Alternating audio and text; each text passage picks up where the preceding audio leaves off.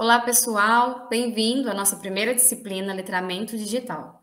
Essa disciplina foi dividida em 2 semanas e vamos iniciar agora a nossa primeira semana.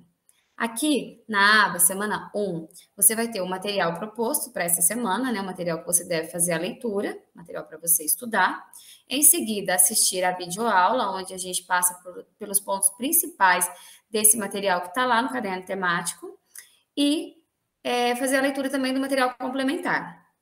Em seguida, nós teremos uma atividade avaliativa, que nessa semana vai ser um fórum. O fórum nada mais é do que a nossa sala de aula virtual, onde você tem toda a abertura para contar das suas experiências, para contar o que é relevante aí na sua carreira docente, o que deu certo, o que foi legal para você, fazer essa troca com os colegas, sendo mediado pelos tutores e por mim. Ali também eu lembro que nós temos as orientações, né, para que contribua, para que ajude na sua reflexão antes da postagem. E lembro que seria legal que você pensasse antes de postar, colocar coisas relevantes, que pode contribuir com a aprendizagem do seu colega, né? Contar o que é realmente importante, seguindo as orientações que eu deixei lá para vocês, tá bom? Bom, nessa semana também vocês vão ter os slides que eu vou usar agora nessa videoaula. Eu vou compartilhar minha tela com vocês para a gente ir conversando um pouquinho mais sobre o que nos aguarda nessa disciplina.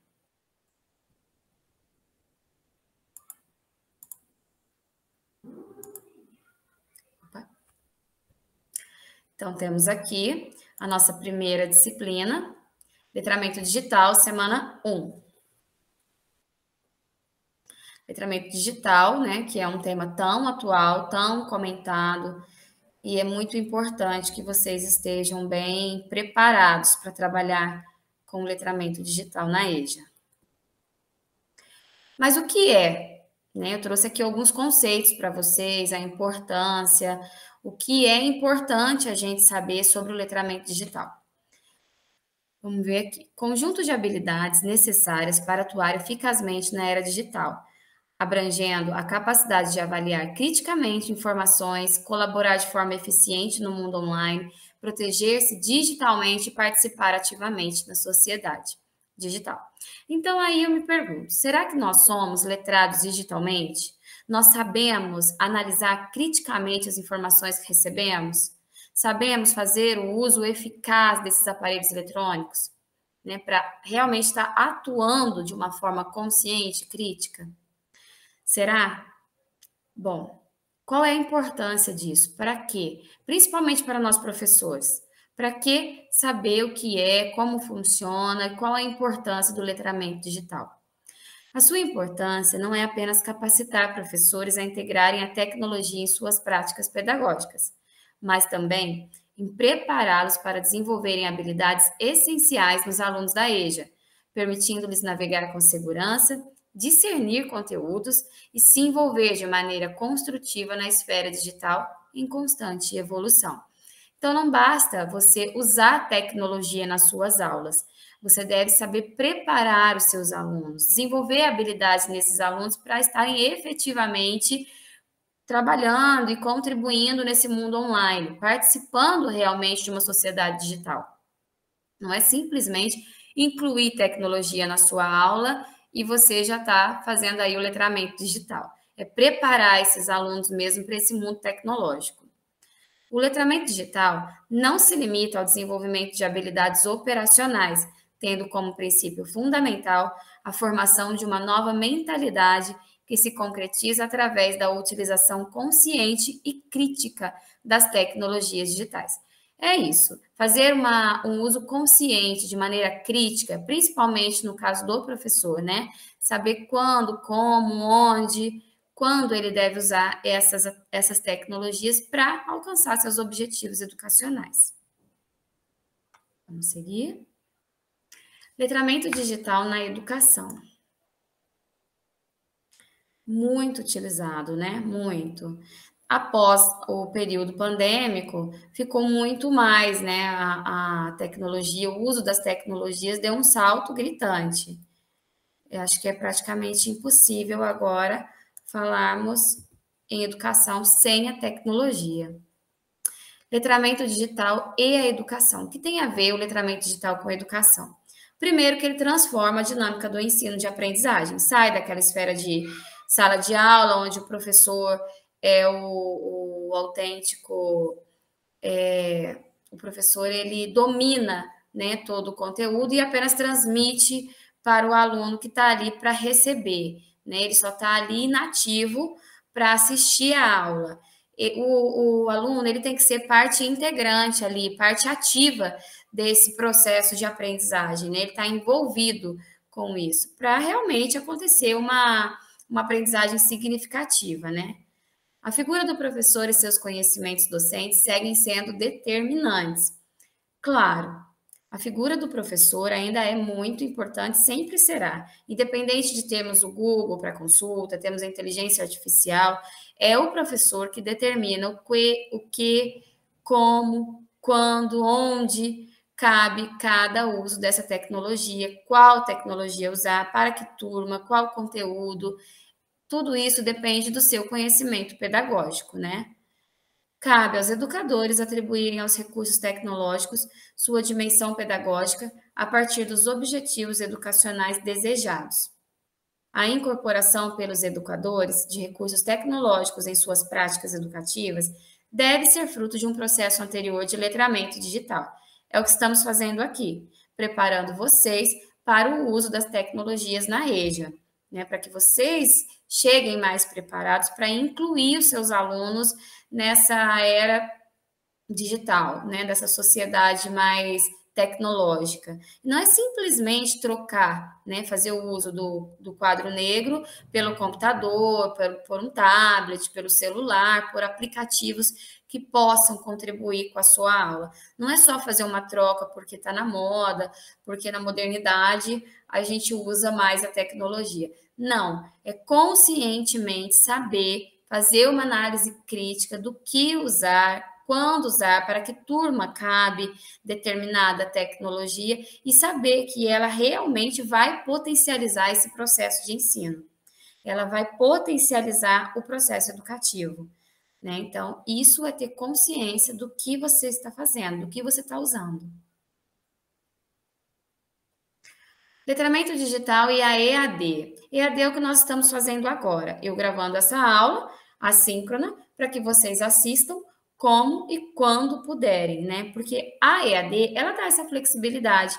Ela possibilita o aluno estar em vários locais ao mesmo tempo que ele está estudando, entre uma tarefa e outra em casa, entre uma folga e outra no trabalho, fazer uma leitura, assistir um vídeo, ouvir um áudio, né, do professor, conversar com os tutores, entrar no fórum.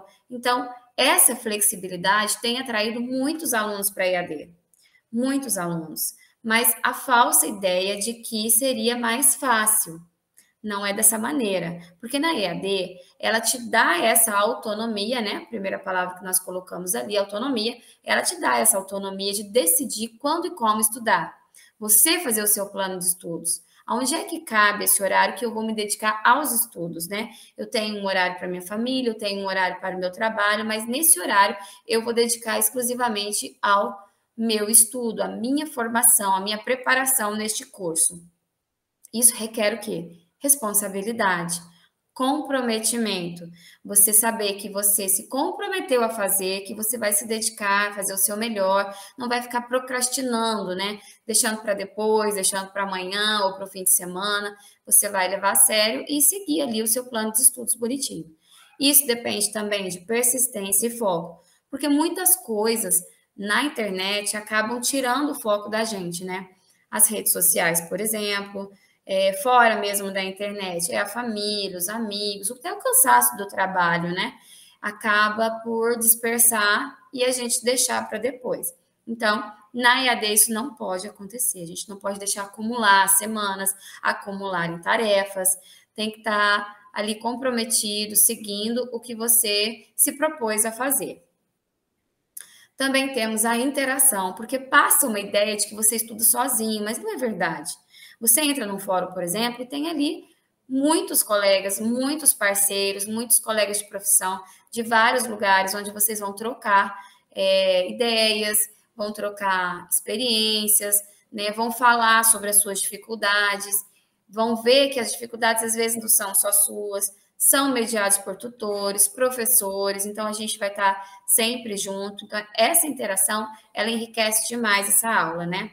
É um fórum, o fórum, né, como eu citei na nossa primeira semana, é a nossa sala de aula virtual. Então, essa troca, essa interação é que é a beleza da EAD. Você poder compartilhar, você poder trocar isso com quem está distante e, às vezes, até assim, não é no mesmo momento, né? É assíncrono, eu deixo lá a minha postagem, você lê e faz a sua, outro colega vem e comenta dele, eu volto, leio o que vocês escreveram, e assim a gente vai enriquecendo a nossa sala de aula.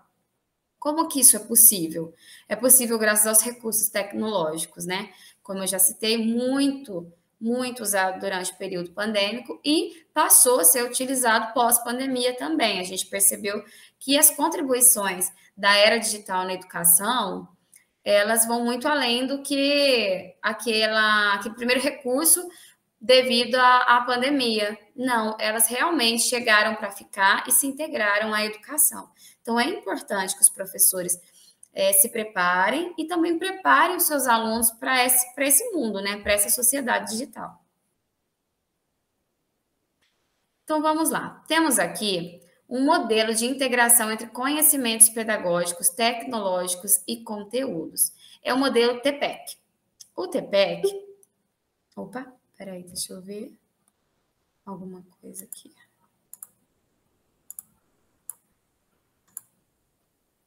Corrigido.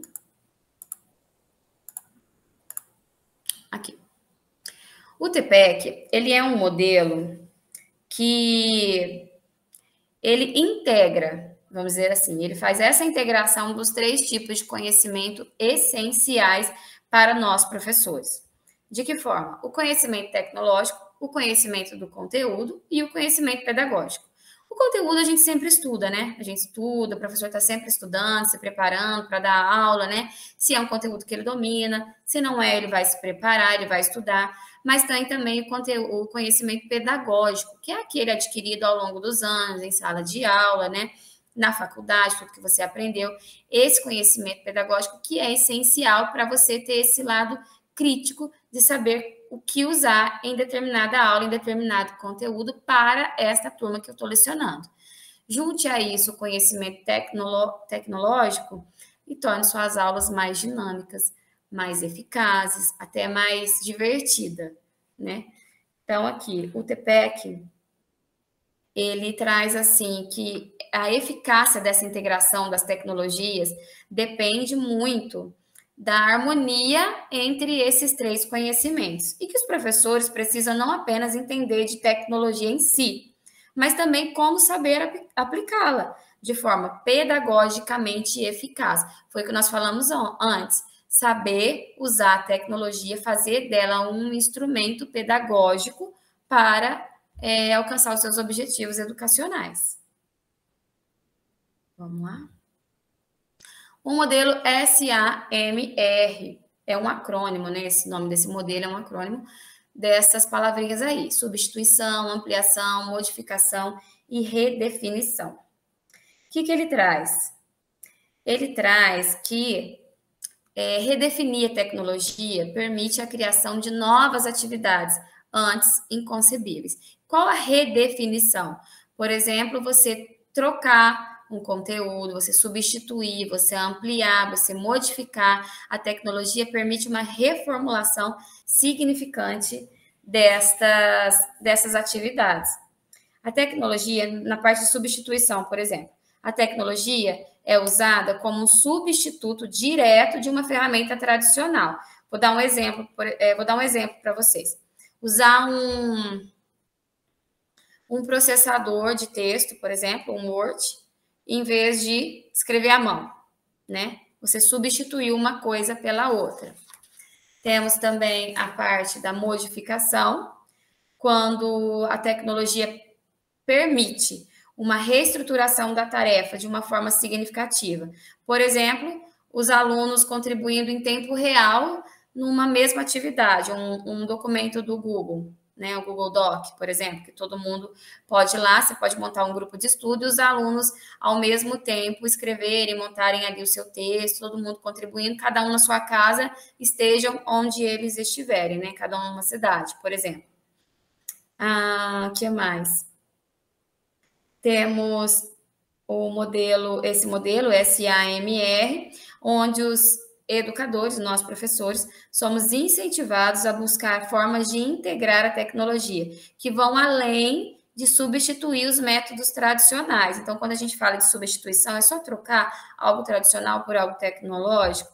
Não, não é só trocar. É enriquecer essa experiência de aprendizado dos alunos e a nossa própria, né, enquanto professores, que se permitem também aprender. Quando a gente faz essa troca, essa substituição, essa modificação e procura uma ferramenta tecnológica para ser usada no lugar de algo tradicional, nós também estamos experimentando algo novo, estamos procurando, nos arriscando, né? Nos arriscando, estamos aprendendo, estamos pensando fora da caixinha e, é claro, estimulando os nossos alunos a também seguirem esse passo, né? A também se arriscar, também experimentar, porque é assim que se aprende. Temos a taxonomia de Bloom para a era digital. Ela foi desenvolvida pelo Benjamin Bloom, seus colaboradores, e traz aí para a gente dividida em níveis, que vão das habilidades cognitivas mais básicas, como as mais básicas, como, por exemplo, lembrar, compreender, até as habilidades mais complexas, analisar, avaliar, criar, né? Nós temos aqui os verbos, né? Que são muito usados e muito importantes, podem te direcionar, podem te ajudar na hora de fazer o seu planejamento da aula. O que você pretende com essa aula? Quais são os seus objetivos educacionais, né? Eu quero que os meus alunos criem. Bom, então vamos planejar a partir desses verbos aqui. Construam, desenhem, criem, produzam, elaborem, né? Vamos modificar, vamos inventar. Então, isso dá um direcionamento para o professor na hora de fazer o seu planejamento. Você deve pensar, eu quero que os meus alunos pensem num nível mais alto, por exemplo. Então, você vai e pensa, organiza suas atividades com esses verbos. E, a partir daí, você escolhe as ferramentas necessárias para que eles alcancem aí os objetivos educacionais que você escolheu para essa atividade. Como é que funciona? Eu defino os meus objetivos, identifico claramente o que eu quero, quais habilidades cognitivas que eu quero, escolho qual nível, determino em qual nível da taxonomia de Bloom os meus alunos estarão, eu quero que eles lembrem, que eles apliquem, que eles entendam aonde que eu estou aqui, né? Avaliar, criar. Eu desenvolvo a atividade e a avaliação, crio, né? Crio atividades de aprendizagem que vão estimular esses alunos a alcançar essas habilidades.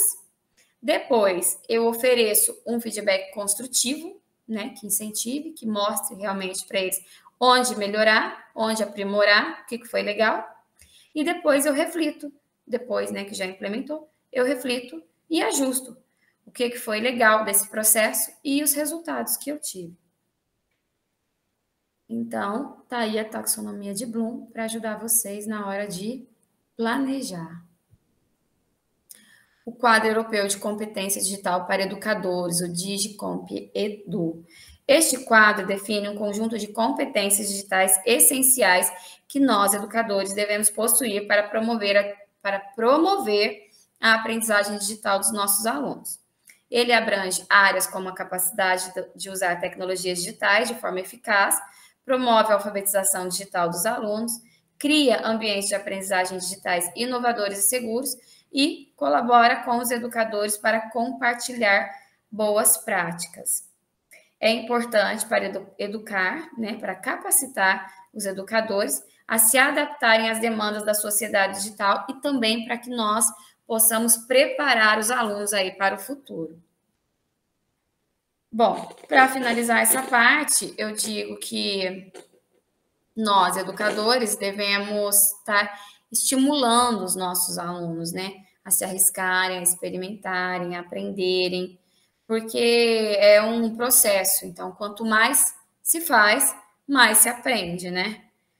No nosso caso também, quanto mais a gente se arrisca, quanto mais a gente se permite, mais nós vamos aprendendo a incluir aí essas tecnologias na nossa rotina, na nossa prática pedagógica.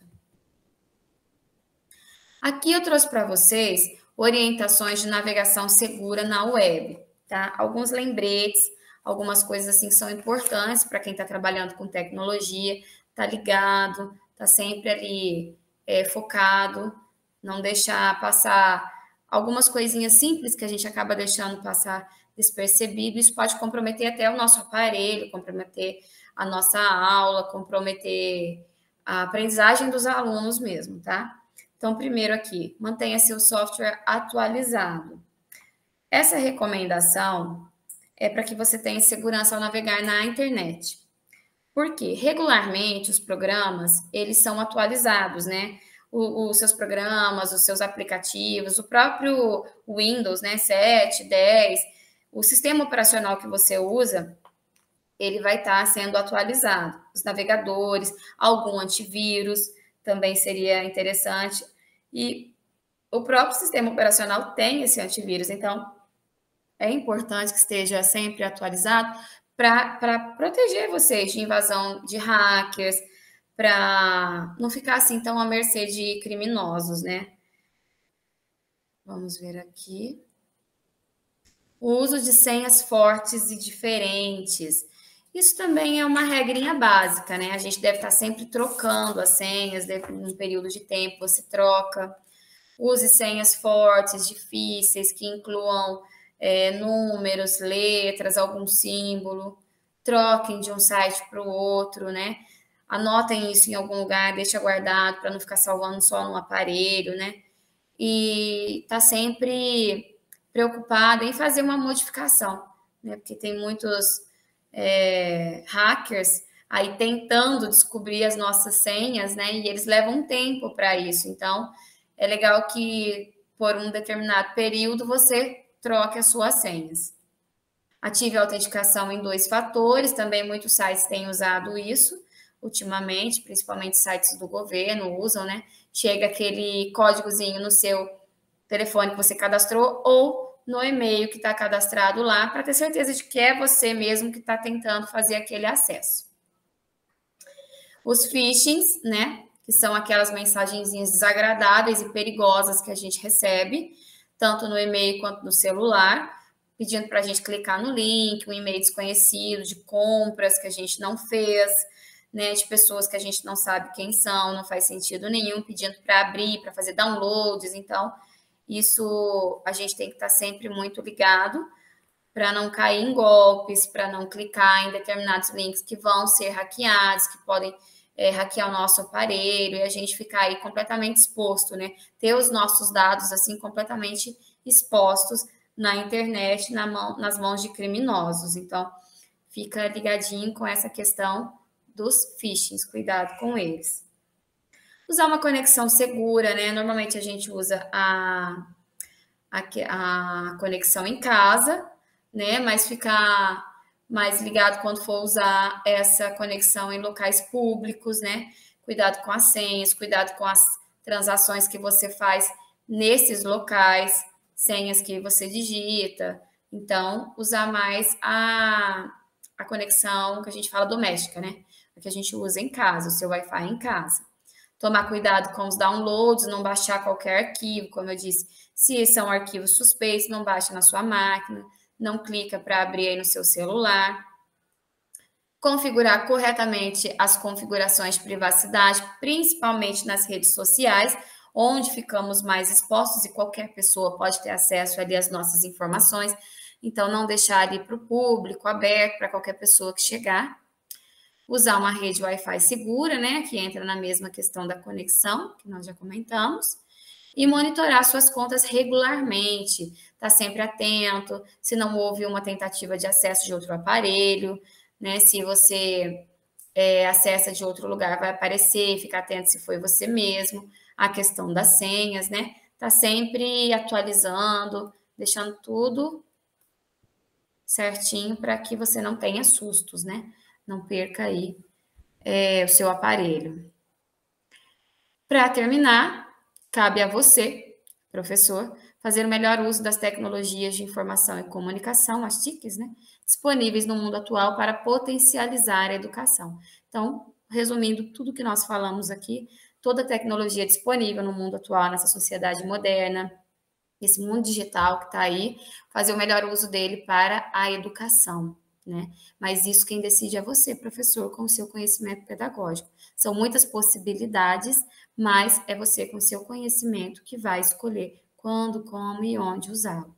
O importante é que você esteja preparado para saber como fazer o uso delas e também como se proteger, tá bom? Então, por essa semana é isso. Obrigada, pessoal.